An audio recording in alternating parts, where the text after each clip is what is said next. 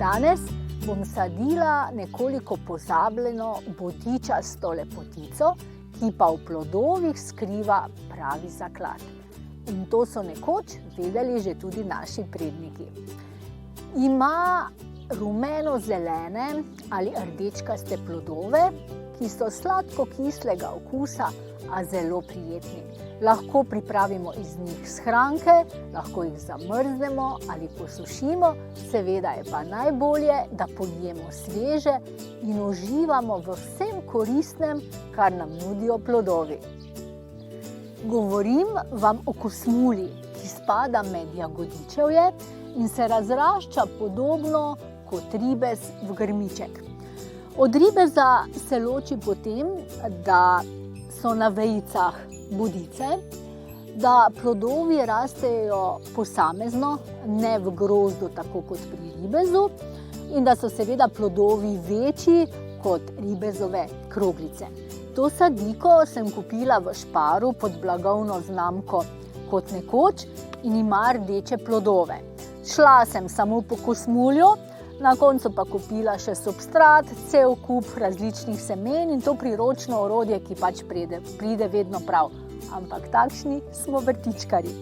To kosmuljo bom posadila v lonec, ker mi kot vrtičkarski navdušenki že zmanjkuje prostora v našem zelenjavno-sadnem delu vrta. Izbrala sem velik lonec in vem, da mi bo odlično uspevala in tudi lepo rodila v njem, če bom le skrbila lepo za njo. Izbrala sem večji lonec in namenila ji bom sončno mesto na balkonu. Tudi če boste sadili na vrtu, prav je, da izberete sončno lego, da bodo plodovi čim bolj sladki. Tako, dobro je, da sem kupila še ene rokavice, je vedno premalo. Že sem si pripravila prst in sicer mešanico vrtne zemlje, komposta in malo organskega gnojila. Lonec je pripravljen, spodaj so črepinje, da bo lahko lepo odtekala voda in se ne bo zadrževala. Dala sem ovčji filc, da bo poleti zaščitila korenine pred vročino in pozimi pred mrazom.